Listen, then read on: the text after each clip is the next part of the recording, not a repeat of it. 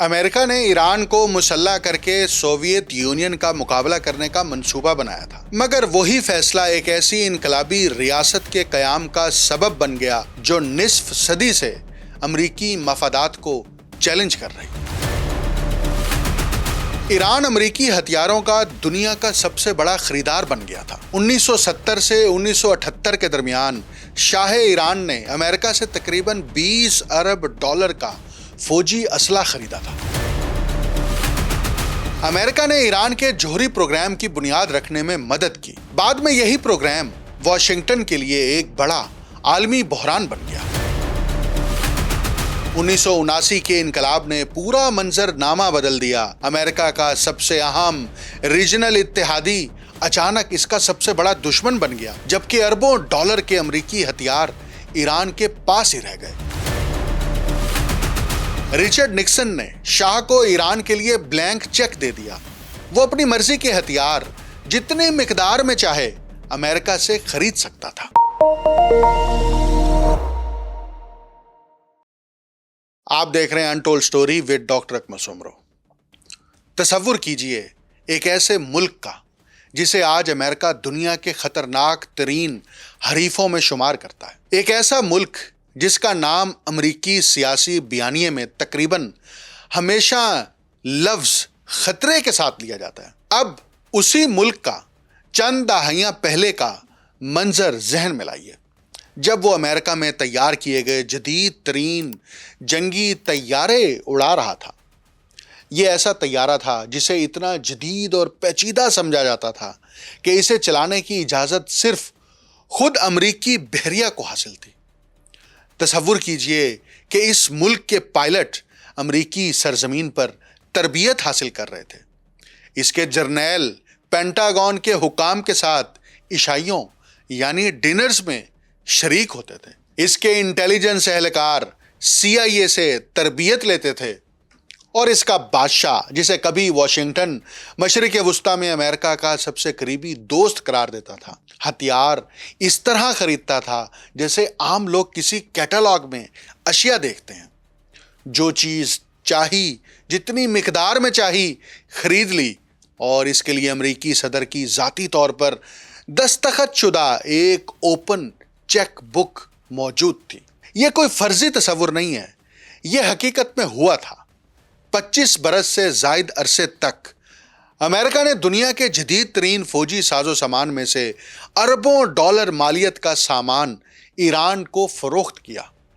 جنگی طیارے، ڈسٹرائرز، میزائل، نگرانی کرنے والے طیارے، ٹینک، ہیلی کاپٹر، اور ان سب کو چلانے کے لیے تربیت، ماہر ٹیکنیکل عملہ اور ضروری بنیادی ڈھانچہ بھی امریکہ کی جانب سے ایران کو فراہم کیا گیا۔ امریکہ نے صرف ایران کو ہتھیار فروخت نہیں کیے تھے، بلکہ اس نے ایران کو ایک فوجی سپر پاور بنانے میں کردار ادا کیا تھا۔ پھر چند ہی مہینوں کے اندر اندر اس پوری سرمایہ کاری کا ہر حصہ، ہر جنگی طیارہ، ہر میزائل اور ہر انٹیلیجنس فائل ایک ایسی انقلابی حکومت کے ہاتھوں میں چلی گئی جو امریکہ کو شیطان بزرگ سمجھتی تھی۔ یہ کہانی ہے کہ امریکہ نے ایران کو کس طرح مسلح کیا، اور پھر یہی فیصلہ کس طرح خود امریکہ کے لیے ایک بڑے بحران میں تبدیل ہو گیا۔ یہ تیل کی کہانی ہے، سرد جنگ کے خوف اور خدشات کی کہانی ہے، ایک ایسے بادشاہ کی کہانی ہے جو خود کو شہنشاہ بنانا چاہتا تھا، اور اس بات کی کہانی ہے کہ جب آپ اپنے انتہائی خطرناک ہتھیار کسی ایسے شخص کے حوالے کرتے ہیں جس کے بارے میں آپ سمجھتے ہیں کہ آپ اسے قابو میں رکھ سکتے ہیں، تو پھر کیا ہوتا ہے جب آپ کو معلوم ہو کہ آپ ایسا نہیں کر سکتے؟ یہ سمجھنے کے لیے کہ امریکہ آخر ایران کو جدید ترین ہتھیاروں سے مکمل طور پر مسلح کرنے تک کیسے پہنچا، ہمیں اس لمحے کی طرف واپس جانا ہوگا جب امریکہ نے پہلی مرتبہ یہ فیصلہ کیا کہ اسے ایران کو اپنے ساتھ رکھنا ضروری ہے۔ اور یہ فیصلہ سفارتکاری سے شروع نہیں ہوا تھا، یہ ایک فوجی بغاوت سے شروع ہوا تھا۔ 1950 کی دہائی کے اوائل میں ایران میں وہ آمرانہ بادشاہت نہیں تھی جسے عام طور پر شاہ ایران کے ساتھ منسوب کیا جاتا ہے۔ مختصر عرصے کے لیے ہی صحیح، لیکن یہ ملک کسی حد تک جمہوری نظام کی جانب بڑھ رہا تھا۔ ایران میں ایک پارلیمان موجود تھی جسے مجلس کہا جاتا تھا، اور 1951 میں اسی پارلیمان نے مغربی تعلیم یافتہ قوم پرست رہنما محمد مصدق کو وزیر اعظم مقرر کیا۔ مصدق انتہائی خود مختار مزاج کے حامل لیڈر تھے۔ وہ تعلیم یافتہ، شستہ گفتار اور عوام میں بے حد مقبول تھے، لیکن ان کے پاس ایک ایسا منصوبہ تھا جس نے مغربی طاقتوں کو خوف زدہ کر دیا تھا۔ وہ ایران کی صنعت کو قومی ملکیت میں لینا چاہتے تھے۔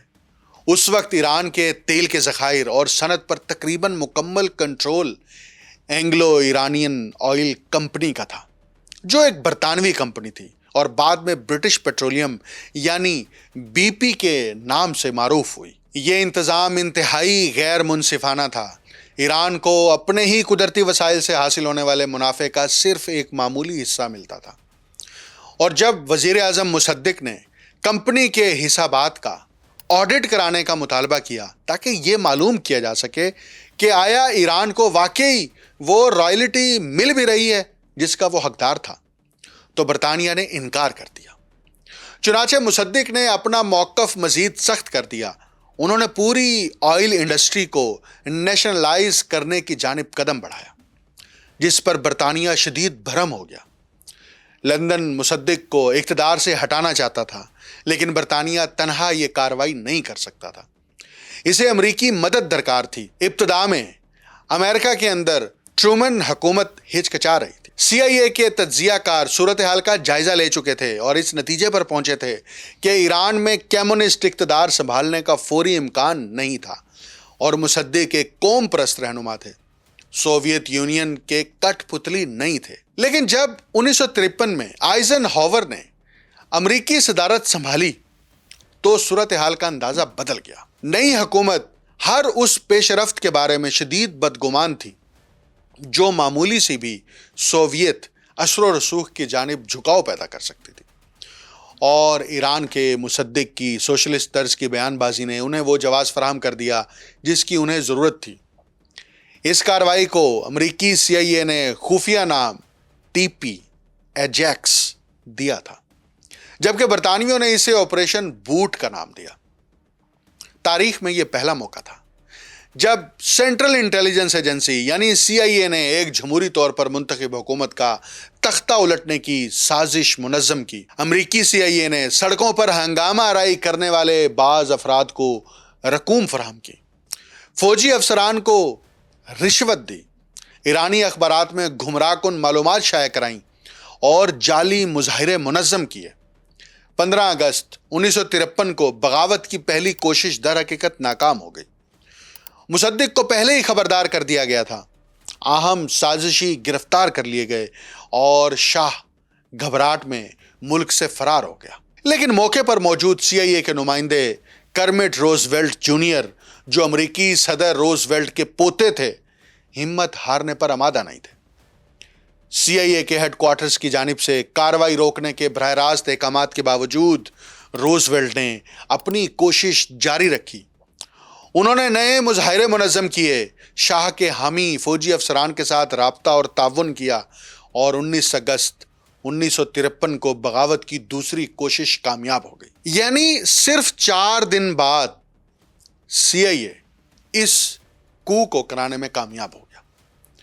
تہران کی سڑکوں پر ایک روز تک جاری رہنے والی لڑائی میں تقریباً 300 افراد مارے گئے، جس کے بعد مصدق نے اپنی حکومت سے دستبرداری کر دی۔ انہیں گرفتار کیا گیا، مقدمہ چلایا گیا اور 3 سال قید کی سزا سنائی گئی، جس کے بعد انہیں باقی زندگی کے لیے نظر بند کر دیا گیا۔ شاہ تہران واپس آیا اور اس نے اقتدار پر اپنی گرفت مضبوط کر لی، اور امریکی مدد کے شکرانے کے طور پر شاہ نے ایران کے 40% آئل کے ذخائر امریکی کمپنیوں کے حوالے کر دیے۔ معاہدہ طے پا چکا تھا۔ ایران اب امریکہ کی زیر سرپرستی ایک ریاست بن چکا تھا، اور اس سودے بازی کے اثرات آئندہ 7 دہائیوں تک پورے خطے میں محسوس کیے جانے تھے۔ بغاوت کے بعد واشنگٹن نے شاہ کے اقتدار پر گرفت مضبوط کرنے میں کوئی وقت ضائع نہیں کیا۔ اقتصادی امداد کی ایک بڑی لہر ایران میں داخل ہوئی، فوجی معاونت کے پروگرام قائم کیے گئے، اور پھر 1957 میں ایک ایسا واقعہ پیش آیا جس نے اگلی 2 دہائیوں کے لیے دونوں ممالک کے تعلقات کی ڈائریکشن متعین کر دی۔ امریکہ نے ایران کو ایک نئی انٹیلیجنس آرگنائزیشن قائم کرنے میں مدد دی، جس کا مقصد خاص طور پر شاہ کی حکومت کے خلاف اندرونی مزاحمت کو کچلنا تھا۔ اس تنظیم کا نام سیواک تھا، جو اس وقت فارسی نام کا مخفف قومی انٹیلیجنس اور سلامتی کی تنظیم تھا، اور اس کا مطلب تھا کہ CIA کے 5 افسران، جن میں خفیہ کارروائیوں، تفتیش اور اینٹائی اسپائی کے ماہرین بھی شامل تھے۔ CIA نے ذاتی طور پر سیواک کے اہلکاروں کی تربیت کی، اسرائیل کی موساد نے بھی تربیت کی اور تنظیمی مہارت فراہم کرنے میں تعاون کیا۔ ابتدائی سے سیواک کا مقصد واضح تھا، اس کا قیام شاہ ایران کو لاحق خطرات ختم کرنے کے لیے عمل میں لایا گیا تھا، اور خطرے کی تعریف انتہائی وسیع رکھی گئی تھی۔ اگلی 2 دہائیوں کے دوران سیواک ایران کا سب سے خوفناک ادارہ بن گیا۔ ایمنسٹی انٹرنیشنل نے 1970 کی دہائی میں اس کے طریقہ کار کو دستاویزی شکل دی۔ جنسی اعضاء پر بجلی کے جھٹکے لگانا، ناخن اکھاڑنا، کئی ہفتوں تک نیند سے محروم رکھنا، اپولو نامی ایک آلہ جس میں قیدی کے سر کو دھاتی فریم میں جکڑ دیا جاتا تھا، اور ایسی شدت کی آوازیں چلانا جن سے مستقل سماعتی نقصان یقینی ہو جاتا تھا۔ ہزاروں سیاسی قیدیوں کو تشدد کا نشانہ بنایا گیا اور قتل کیا گیا۔ ٹریڈ یونینز پر پابندی عائد کر دی گئی، علمی آزادی کچل دی گئی، طلبہ اور پروفیسرز کو مسلسل نگرانی میں یعنی انڈر سرویلنس رکھا جانے لگا۔ یہ سب کچھ امریکی سرپرستی میں ہو رہا تھا، اور امریکی CIA اور اسرائیل کی خفیہ انٹیلیجنس ایجنسی موساد کے تعاون سے ایران کی قوم کے اوپر یہ ظلم ڈھائے جا رہے تھے۔ بالآخر ایمنسٹی انٹرنیشنل نے قرار دیا کہ شاہ کی حکومت کا انسانی حقوق کا ریکارڈ دنیا کے بدترین ریکارڈز میں شمار ہوتا ہے، اور امریکہ ان تمام حقائق سے واقف تھا۔ واشنگٹن نے محض آنکھیں بند نہیں کر رکھی تھیں، بلکہ اس نے پورے نظام کی تشکیل میں مدد کی تھی۔ سیواک، FBI، CIA اور امریکی محکمہ خارجہ کی مکمل آگاہی میں کام کرتی تھی۔ ایک موقع پر سیواک کے 13 کل وقتی افسران ایسے مخبروں کے ایک وسیع نیٹ ورک کی نگرانی کر رہے تھے جو امریکی یونیورسٹیز میں زیر تعلیم 30,000 ایرانی طلبہ تک پھیلا ہوا تھا۔ ان کے افسران طلبہ کی گفتگو پر نظر رکھتے، ان کے روابط کا سراغ لگاتے اور تمام معلومات تہران کو بھجواتے تھے۔ ایرانی معاشرے کے تقریباً ہر اہم ادارے، یونیورسٹیز، کارخانے، حکومتی وزارتیں، مساجد اور بازار میں ایسے افراد موجود تھے جو سیواک کے تنخواہ دار تھے، لیکن واشنگٹن میں ان میں سے کسی چیز کو مسئلہ نہیں سمجھا جاتا تھا۔ شاہ ایران خلیج فارس میں امریکہ کا قابل اعتماد آدمی تھا۔ وہ کمیونزم مخالف، مغرب نواز تھا اور دنیا کے دوسرے سب سے بڑے تیل کے ذخائر پر قابض تھا۔ جب تک وہ تیل کی روانی برقرار رکھتا اور سوویت یونین کو دور رکھتا، امریکہ تقریباً ہر چیز برداشت کرنے پر آمادہ تھا۔ پھر وہ لمحہ آیا جس نے اس برداشت کو کہیں زیادہ خطرناک شکل دے دی۔ یہ وہ لمحہ تھا جب امریکہ نے فیصلہ کیا کہ شاہ کو ہر وہ ہتھیار فراہم کیا جائے گا جو وہ چاہتا ہے۔ یہ سمجھنے کے لیے کہ امریکہ نے عملاً ایران کو ہتھیار خریدنے کے لیے ایک اوپن چیک بک کیوں تھما دی تھی، ضروری ہے کہ 1960 کی دہائی کے اواخر اور 1970 کی دہائی کے اوائل میں واشنگٹن کو درپیش بحران کو سمجھا جائے۔ امریکہ ویتنام میں جنگ میں بری طرح الجھا ہوا تھا۔ یہ جنگ وسائل، سیاسی اثر و رسوخ اور عوامی صدر کو حیران کن رفتار سے ختم کر رہی تھی۔ اسی دوران برطانیہ نے 1968 میں اعلان کیا کہ وہ خلیج فارس سے اپنی مستقل فوجی موجودگی ختم کر رہا ہے، جس کے ساتھ سویز کینال کے مشرق میں برطانوی غلبے کا 1 صدی پر محیط دور بھی اختتام پذیر ہو رہا تھا۔ اس کے نتیجے میں دنیا کے انتہائی اہم اسٹریٹجک خطوں میں سے ایک میں طاقت کا خلا پیدا ہو گیا۔ ایک ایسا خطہ جو دنیا کے سب سے بڑے تیل کے ذخائر تک رسائی کا دروازہ تھا۔ امریکہ براہ راست اس خلا کو پور کرنے کی پوزیشن میں نہیں تھا۔ امریکی عوام دنیا کے دوسرے سرے پر ایک اور فوجی ذمہ داری قبول کرنے کے لیے تیار نہیں تھی۔ चुनाचे सदर रिचर्ड निक्सन और उनके कौमी सलामती के मुशीर हेनरी किसिंजर ने एक मुतबादिल स्ट्रेटजी तैयार की। इस पॉलिसी को निक्सन डॉक्ट्राइन कहा गया और इसका बुनियादी तस्वुर सादा था। दुनिया के हर खित्ते में सोवियत असर रसूख को रोकने के लिए बराह रास्त अमरीकी फौजी दस्ते तैनात करने के बजाय अमेरिका रीजनल इत्तेहादियों को मुसल्ला और उनकी मदद करेगा ताकि वो ये काम खुद अंजाम दें।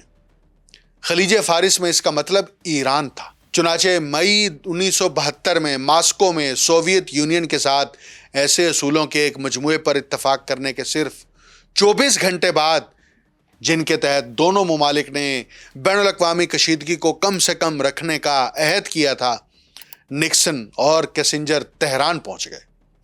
उस वक्त के इंतखाब पर गौर करना ज़रूरी है। एक दिन निक्सन सोवियत दारुल हुकूमत में अमन और तहम्मुल का अहद कर रहे थे। अगले ही दिन वो ईरान में एक ऐसे मुआहदे पर दस्तखत कर रहे थे जो मशरिक़ वस्ता की तारीख की सबसे बड़ी असला दौड़ में से एक को जन्म देने वाला था। उस रोज तेहरान में निक्सन और शाह के दरमियान होने वाला मुआहिदा अमेरिका की जानिब से इससे पहले किए गए किसी भी मुआहिदे से बिल्कुल मुख्तलिफ था। अमरीकी तारीख में इसकी कोई नज़ीर मौजूद नहीं थी। अमरीकी सदर रिचर्ड निक्सन ने नेशनल सिक्योरिटी के पूरे सरकारी निज़ाम को हुक्म दिया कि हथियारों की मुंतकली के मामले में एक गैर मुल्की सरबराह की सवाबदीद को मुकद्दम रखा जाए। शाह को वो चीज़ फराम कर दी गई जिसे बाद में अमरीकी हुकाम ने ओपन चेक बुक करार दिया। वो अपनी मर्जी का कोई भी हथियार जितने मिकदार में चाहे बगैर किसी सवाल के खरीद सकता था। सिर्फ एक इस्तस्ना था, जोहरी हथियार नहीं खरीद सकता। बाकी हर चीज इसके इख्तियार में थी और शाह ईरान ने खरीदारी शुरू कर दी। रिचर्ड निक्सन के दौरा ईरान से पहले ईरान अमरीकी हथियारों की खरीदारी पर तकरीबन $150 मिलियन सालाना खर्च करता था, लेकिन 1972 के मुआहिदे के सिर्फ 2 बरस के अंदर अमेरिका से ईरानी फौजी खरीदारी में गैर मामूली इजाफा हो गया। 1970 से 1974 के दरमियान ईरान को अमरीकी असले की फरोख्त में 23 गुना इजाफा हो चुका था। 1974 तक ईरानी ऑर्डर्स सिर्फ एक साल में बढ़कर $3 अरब और $91 करोड़ तक पहुंच गए। 1976 में सेनेट की खारजा ताल्लुकात कमेटी के अमले की एक रिपोर्ट ने तस्दीक की कि ईरान दुनिया में अमरीकी फौजी साजो सामान का सबसे बड़ा वाहिद खरीदार बन चुका था। हत्ता कि जनूबी वियतनाम भी इससे पीछे रह गया था।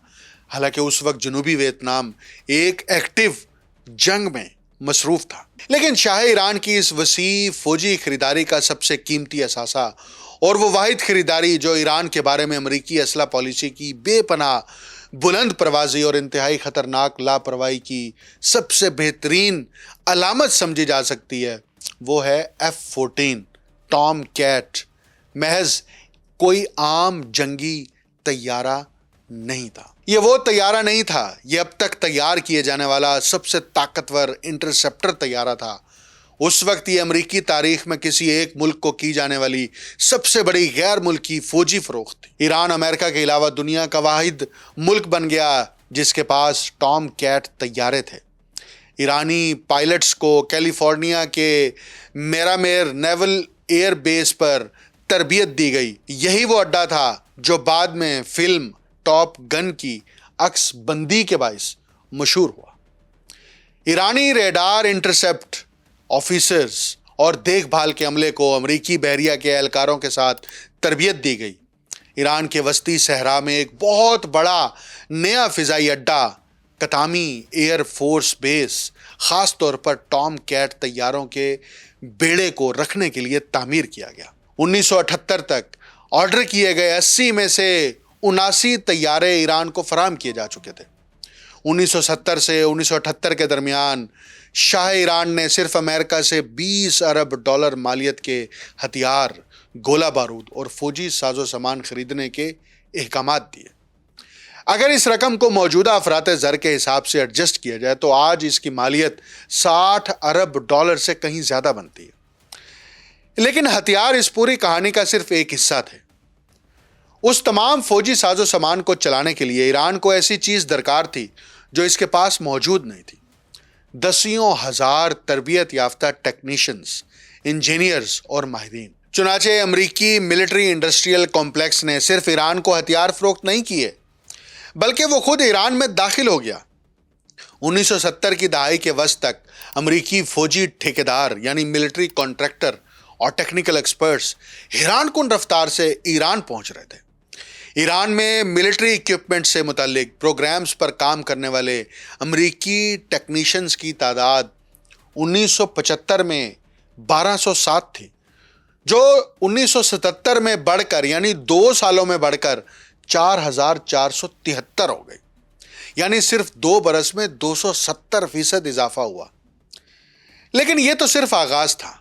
अमरीकी महकमा खारजा की एक खुफिया दर्जाबंदी से निकाली गई दस्तावेज में अंदाजा लगाया गया था कि 1980 तक ईरान में अमरीकी शहरियों की मजमूई तादाद कम अज कम 50,000 तक पहुंच जाएगी। इसमें सिविलियन मिलिट्री कॉन्ट्रैक्टर, उनके अहले खाना, मिलिट्री पर्सनल्स और मावन अमला शामिल था। वो अमरीकी जो पहले सिर्फ तेहरान और जुनूबी इलाकों में तेल की पैदावार के मराकज़ तक महदूद थे, अब शिराज, अस्फहान और मुल्क के दीगर बड़े आबादी वाले मराकज़ में भी बड़ी तादाद में नजर आने लगे थे। ये अमरीकी एक्सपर्ट्स मवासलाती नेटवर्क तामीर कर रहे थे, जंगी तैयारों की देखभाल कर रहे थे, बहरी तंसीबात कायम कर रहे थे और फौज के हर दर्जे पर ईरानी एहलकारों को तरबियत दे रहे थे। अमेरिका ईरान के फौजी बुनियादी ढांचे में इस कदर गहराई तक सरायत कर चुका था कि ईरान अमरीकी मदद के बगैर अपनी मुसल्लह अफवाज को अमली तौर पर चलाने के काबिल नहीं रहा था। और यहीं से कहानी एक तारीख मोड़ अख्तियार करना शुरू करती है। इसलिए नहीं कि वाशिंगटन में क्या हो रहा था, बल्कि इसलिए कि खुद ईरान के अंदर क्या हो रहा था। ये तमाम हथियार, ये तमाम मुआहिदे और ये अरबों डॉलर किसी खला में खर्च नहीं किए जा रहे थे। ये सब एक ऐसे मुल्क में खर्च हो रहा था जहां आम लोग मुश्किलात से दो चार थे, यानी आम ईरानी। शाह के फौजी अखराजात बेतहाशा थे, लेकिन अवामी खिदमात, तालीम, सेहत, रिहाइश और बुनियादी ढांचे पर इसकी सरमायाकारी इस रफ्तार से नहीं बढ़ रही थी। ईरान तेज़ी से जदीदियत की जानिब बढ़ रहा था, लेकिन इस जदीदियत के फ़वाइद एक नहायत महदूद अशराफियत तक मुर्तकिज़ थे। शाह ईरान के शाहाना फ़ौजी अज़ाइम और बेशतर ईरानियों की रोज़मर्रा ज़िंदगी के दरमियान खलीज हर गुज़रते साल के साथ वसी होती जा रही थी, जबकि करप्शन की सूरत हाल भी इंतहाई संगीन हो चुकी थी। अमरीकी असला प्रोग्राम्स के ज़रिए ईरानी फ़ौजी हुकाम बेपनाह दौलतमंद हो गए थे। शाह के बरादर निस्बती मोहम्मद ख़ातमी, जो ईरानी फ़िज़ाइया के सरबराह थे, उन्होंने मुबैना तौर पर अमरीकी फ़िज़ाइया के साथ मुआहिदों के ज़रिए लाखों डॉलर कमाए।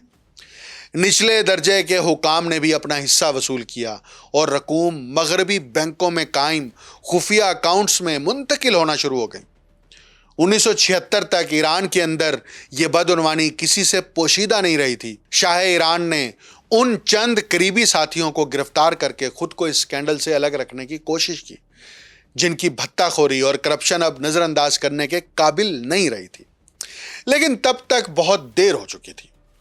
इसी दौरान अमरीकी टेक्निकल एक्सपर्ट्स के बड़े पैमाने पर आमद भी ईरान में संगीन समाजी कशीदगी पैदा कर रही थी। ये अमरीकी ईरान के शहरों में रहते थे, भारी तनख्वाहें वसूल करते, आरामदेह रिहायशी कंपाउंड्स में क़याम करते और उन्हें एक ऐसी मावराए अर्जी मरात हासिल थीं जो बहुत से ईरानियों को नो आबादियाती यानी कॉलोनियल कब्ज़े की याद दिलाती थी। बड़ी तादाद में गैर मुल्कियों की मौजूदगी कौम परस्ताना नाराज़ी को मुश्तमे करने का एक अहम नुक्ता बन गई। मजहबी लीडर्स, खसूसन आयतुल्लाह रूहुल्लाह खुमैनी, जिन्हें 1964 में ईरान से जिलावतन कर दिया गया था, उन्होंने इस मसले को भरपूर अंदाज में उठाया। खुमैनी अपनी इनकलाबी तकारीर में शाह के बेतहाशा फ़ौजी अखराजात का बारहा हवाला देते थे। वो हुकूमत को इस बात पर तनकीद का निशाना बनाते कि वो अमरीकी फ़ौजी साजो सामान पर अरबों डॉलर खर्च कर रही है, लेकिन ऐसे प्रोग्राम्स में सरमायाकारी नहीं कर रही जो आम ईरानियों के मयारे ज़िंदगी को बेहतर बना सकें। बहुत से ईरानियों के लिए ये हथियार दिफा के ज़राए नहीं थे, वो जबर के औजार थे और उन्हें इसी मुल्क से ख़रीदा गया था जिसने इब्तिदा में शाह को इक़्तिदार में लाने में मदद की थी। جبکہ ان ہتھیاروں کی دیکھ بھال بھی ایک ایسی غیر ملکی موجودگی کے ذریعے ہو رہی تھی جو ایرانیوں کو قبضے جیسی محسوس ہوتی تھی۔ اور ایران کے ساتھ امریکہ کے اسٹریٹجک تعلقات کا ایک اور پہلو بھی تھا جس کے اثرات مستقبل میں بہت دور تک پہنچنے والے تھے، وہ تھی جوہری ٹیکنالوجی۔ ایران کا جوہری پروگرام اسلامی جمہوریہ کے قیام کے بعد شروع نہیں ہوا تھا، یہ پروگرام امریکہ کے ساتھ شروع ہوا تھا۔ 1950 کی دہائی کے اواخر میں امریکی صدر آئزن ہاور کے ایٹمز فار پیس پروگرام کے تحت امریکہ نے ایران کو جوہری صلاحیتیں پیدا کرنے میں مدد دینا شروع کی۔ 1967 میں امریکہ نے ایران کو 5 میگا واٹ صلاحیت کا ایک ریسرچ جوہری ری ایکٹر فراہم کیا جو 1970 کی دہائی میں بھی کام کرتا رہا۔